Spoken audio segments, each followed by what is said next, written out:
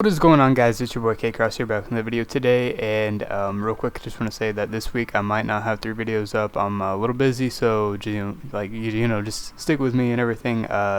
Basically, I'm just gonna do this video because it's one video that you can't really delay. I guess it's kind of a time thing. Obviously, once the week goes by, I can't make predictions and explain my picks and things like that. So anyway, don't be expecting 3 videos this week. Just kind of a disclaimer that I'd let you guys know. Anyway, without any further ado, I'm going to get back into it, which is my picks for the divisional round of the NFL playoffs. It's going to be what I think, real quick off the top of my head, I think it's Ravens, Bills, Browns, and the Chiefs, Green Bay, LA, and then it'd be Saints and Tampa Bay. So anyway, with that being said, the first game on Saturday will be the Ravens and the Bills game, which at first I'm just going to initially tell you my pick is going to be the Ravens here. I'm going to take the Ravens probably by a score of probably like a 24-27 or 27-17 maybe. That's what I think will happen. Or a 24-27, something like that, with the Ravens winning. And I think that this pick is coming based off the fact that the Bills often have a rough time like holding good running teams to a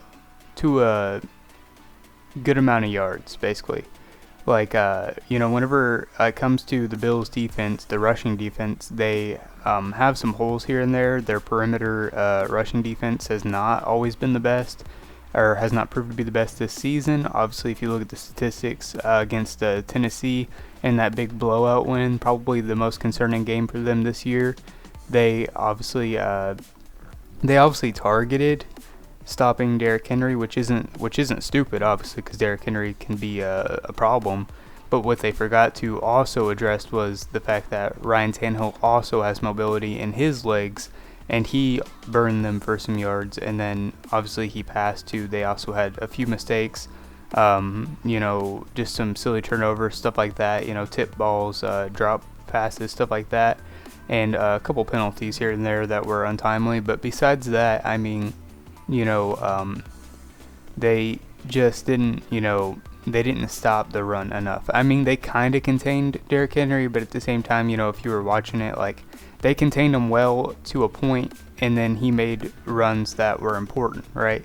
Like, he got first down runs, like where he only needed a couple yards, so he only got a couple yards. He only averaged, I think, 3 yards that game, and it obviously showed in the final whenever they won by a decent margin that, they failed to contain Derrick Henry, and in a way they contained him, but they stopped containing him whenever it mattered. Obviously, he wore out the defense, and in the fourth quarter he rushed for more yards than I think he did in the rest of the game. You could check me on that because I'm not going to check the statistics, but I think he would have rushed for more yards in the fourth quarter anyway if they had handed it off to him anyway, because like I said, it was in the fourth quarter. It was imminent that the defense was tired out. They were not able to stick in and stop the run in that game, and ultimately I think that is what won the game for the Tennessee Titans, and that's what will win the game for the Baltimore Ravens. I think the only thing of concern for me is the Kansas City game against Baltimore earlier this year, because if you look in that game, Kansas City came out hot and pushed Baltimore to abandon the running game, right?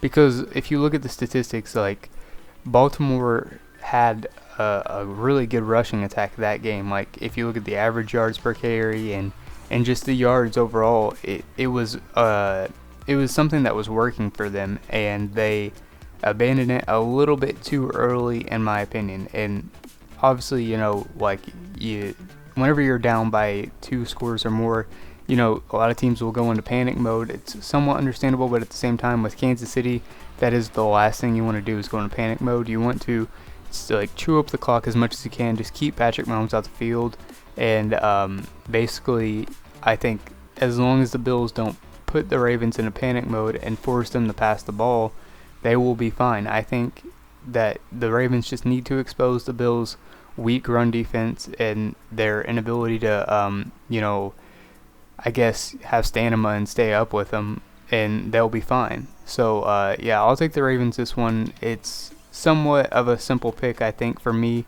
However, the Bills are a tough team, and I don't think, the Bills aren't going to go out easy.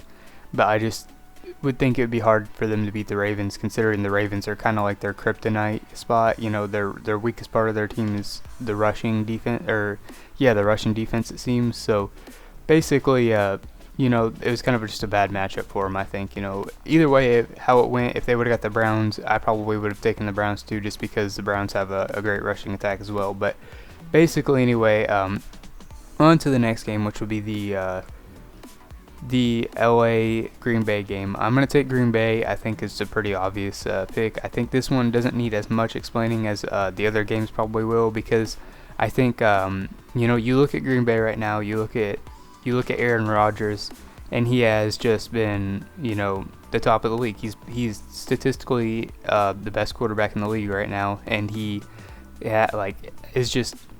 is not record breaking, but he is obviously, running laps around a lot of other quarterbacks in the league right now. I mean, he's got 40 touchdowns, and he as of here late, he has looked nearly flawless with Devontae Adams. I mean, he has one of the best targets too. So it's like, how can you bet against him? Now, LA does have a tough defense. I think they're ranked best in passing yards allowed, and Green Bay is ranked about 7th in passing yards allowed. So I mean, they're both tough defenses anyway. And LA is ranked 3rd best at rushing defense, while the Packers are only 13th. And LA is 13th in passing and 10th in rushing, while Green Bay is 9th in passing and 8th in rushing. So, Green Bay, like Aaron Rodgers, like I said, he leads in every passing category but passing yards. He actually leads in touchdowns, but is, I don't know, probably like 3rd or 4th in passing yards. I can't remember, but he is, obviously having a flawless year, and I just don't think that defense is tough enough to stop him. However, it is going to be a great matchup because, like I said, that's the best passing defense, like passing yards allowed defense in the league, and it's going against, obviously, the best ranked quarterback right now in the league. What could you ask for more, I guess, in a matchup? But I think, as of here lately, it's just hard to stop, the offense of the NFL. I think offense wins championships now, and I think, Green Bay has the superior offense, and I think that's just what's going to happen. I think Green Bay will win the game. However, I'm going to go ahead and give it the benefit of the doubt that it won't be a high-scoring game, because I think Green Bay is going to come out trying to run the ball. I don't think they want to look for, like the big shots and passing the ball early on. I think they want to test the waters with running, because, like I said, the Rams defense is like, 3rd in rushing defense as opposed to 1st. So, if you can expose that rushing defense, you can loosen up on that passing defense, because ultimately you have more weapons in the passing game, but you're going to want to wear down the defense and open up that passing game, so that way you can use those weapons more effectively, I guess. You know what I mean? You don't want to come out early and make mistakes on offense, because that's exactly what you did against the Buccaneers earlier this year, and it didn't work out very well for you. So, I think that's one of the keys of the game is Green Bay's opening couple drives, and maybe first and second quarter up until halftime, run the ball and try to establish the run game. Try to get them distracted from Devontae Adams and Marquez Valdes-Scantling, because if you can get those guys open and you can get those guys rolling, it's going to be tough.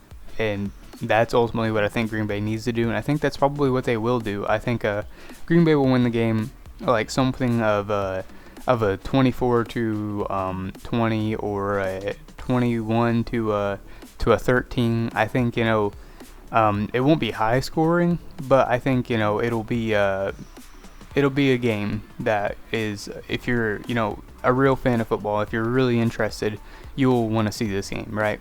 So anyway, with that being said, the 4th game, or the 3rd game, wherever we are right now, is going to be between the Chiefs and the Browns. So this game is probably the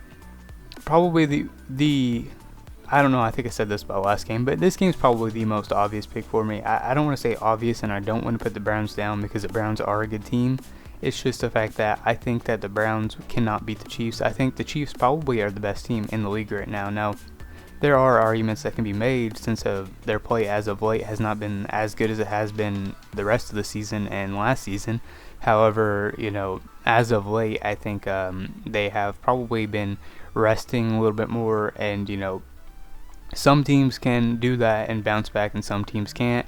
I think the Chiefs probably can. The Chiefs have obviously looked great, and I just see them, as probably the top dog in the NFL right now. I think overall, and it'll be tough to stop them. So, with that being said, the only way that you can stop the Chiefs is by having a good rush offense, which luckily the Browns do, and dominating the time of possession, which unluckily the Browns have not necessarily been the greatest at this year. If you look at every single Chief loss, not every single Chief loss, but a majority of Chiefs losses in the Patrick Mahomes era, you'll see that the time of possession has been dominated by the opposing team, and that's with most games, the time of possession is dominated by the winning team. However, it's not dominated like this, you know what I mean? And the score usually doesn't reflect it this lowly, you know what I mean? Like, it's not usually dominated this badly, I guess is what I'm trying to say. And ultimately, that's the only way you can beat the Chiefs is to keep Patrick Mahomes on the sideline and keep ice in his veins. Like, you know what I mean? Like, you have to keep him cold.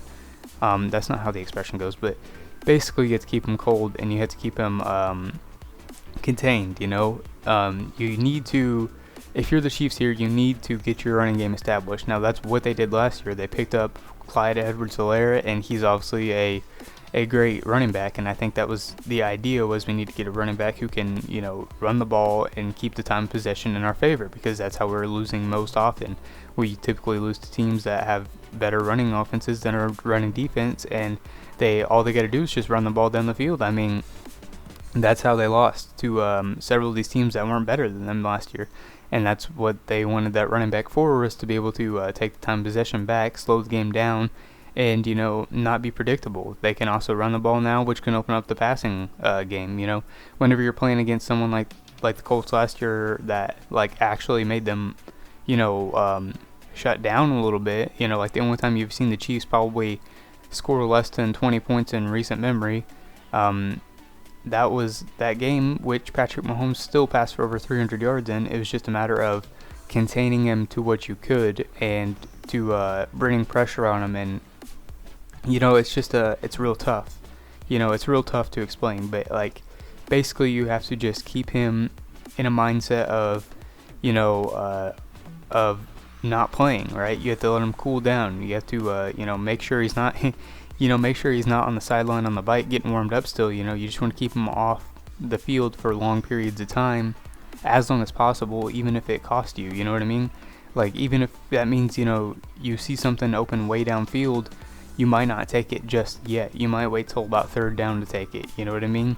You want to keep him off the field as long as possible. And that's kind of the only way you can beat Patrick Mahomes and the Chiefs, in my opinion. So the Browns have the ability to do this with their running offense, but they have to avoid making the big plays. You know what I mean? Like, they have the big play potential every single play with their team, and that's the thing. Like, you necessarily don't want the big play potential every single game. You want to you want to run the clock on Patrick Mahomes. You want that one that running back that's going to get you that 4 yards per carry and that 5 yards per carry just to keep the drive going. You want to get to third down and convert on third down 80% of the time. That's kind of the key for me if you're the Browns. Now, I don't think they can do that because this year they have not necessarily been great at dominating the time of possession, and they're probably not the best team to go up against the Chiefs whenever it comes to dominating the time of possession. So, with that being said, I think, you got to put this one as the Chiefs. I'll go ahead and say just check Chiefs 38 and then the Browns 27, something like that. I think the Chiefs will hop out to a lead and the Browns will panic and start to play catch up. I mean, the Browns are playing with a us first the world attitude, which can be very dangerous for teams.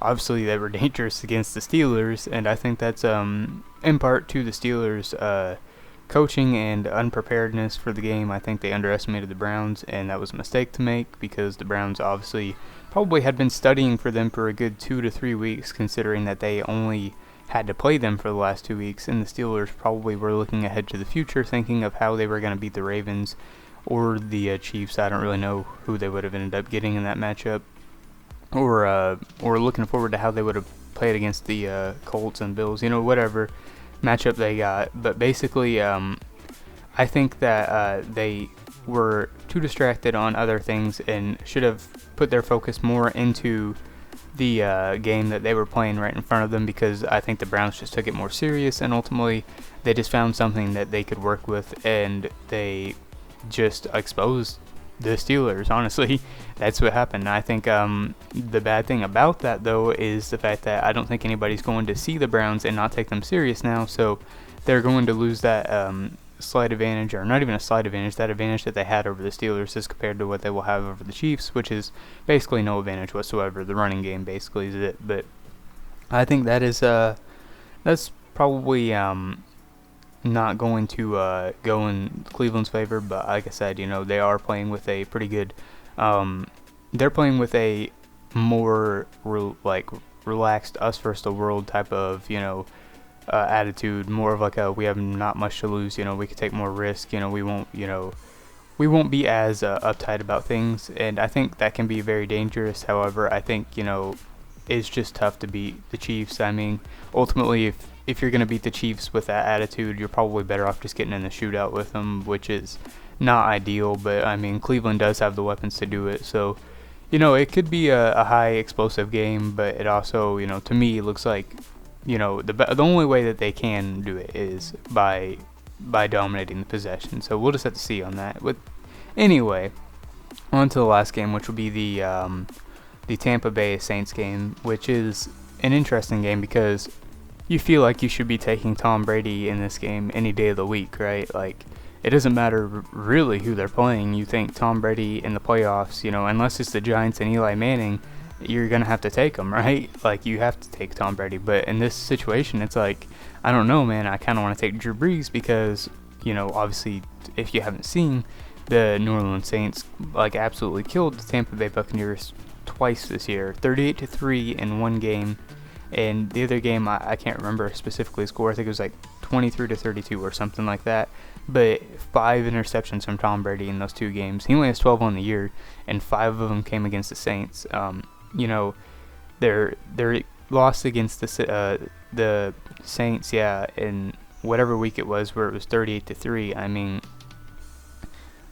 there was almost nothing. The offense was just bad. Complete, overall, all the rushing yards, 8 yards. That was it. And 186 passing yards off 3 sacks for 23 yards. I mean, 3 interceptions by Tom Brady. It was just not a good game. And the team had 2 fumbles, and they, it was not good. That's, all right, those 3 interceptions. They had 2 fumble recoveries. Sorry, I said that kind of weird, but they had 2 fumble recoveries that they could have capitalized on, and, I mean, they only had 3 points the whole entire game. And that was just the crazy thing. I mean, even they had, nothing. The Saints weren't even playing necessarily the greatest game of the year either. I mean, you look at Drew Brees, he threw for 222 yards for 4 touchdowns. I mean, the 4 touchdowns is nice, but realistically, I mean, it wasn't like he was doing much. You know what I mean? Alvin Kamara was contained in the game to 40 yards rushing and 1 touchdown. And he only had, 9 yards in the receiving category. I mean, you contained almost everybody. I mean, Michael Thomas had 50 yards. He was the number 1 receiver. It was just, it was, a matter of Drew Brees hitting, I think maybe 11 or 12 different targets that game. The game was not necessarily, it didn't look necessarily flawless for the Saints, but Tampa Bay made it look flawless for them. It was just crazy, really. I mean, it's tough to, I'm losing myself here. It's tough to to take the Saints this week, but I'm going to have to. Like, the Saints, I think they have to have something figured out on Tom Brady or something to put him in these situations where it looks like he's not even worthy of playing in the NFL anymore.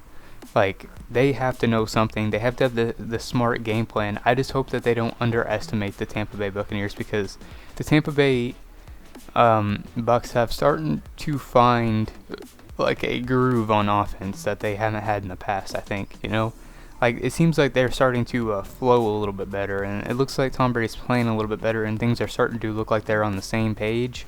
So, I think the game plan though for the Saints has to be coming in and trying to do that again. I don't know what their game plan was. Honestly, I don't know how they did that, but whatever they did then, they need to try it now. And if it doesn't work, I would suggest having a pretty solid backup plan, because I don't think it's the same team that they played in the past. However, I have to take the Saints, and I have to take the Saints probably by decent score of like maybe like, I don't know, I'm going to say like 30-27, 30-21. I mean, it's a playoff game. I think it'll have to be close. So something in that range, I think. And that's it for my picks this week. I hope you guys have a good weekend. Hope you guys are enjoying the playoffs. Hope you guys are, having a good time. That's all I got to say. I'll see you guys later. Peace.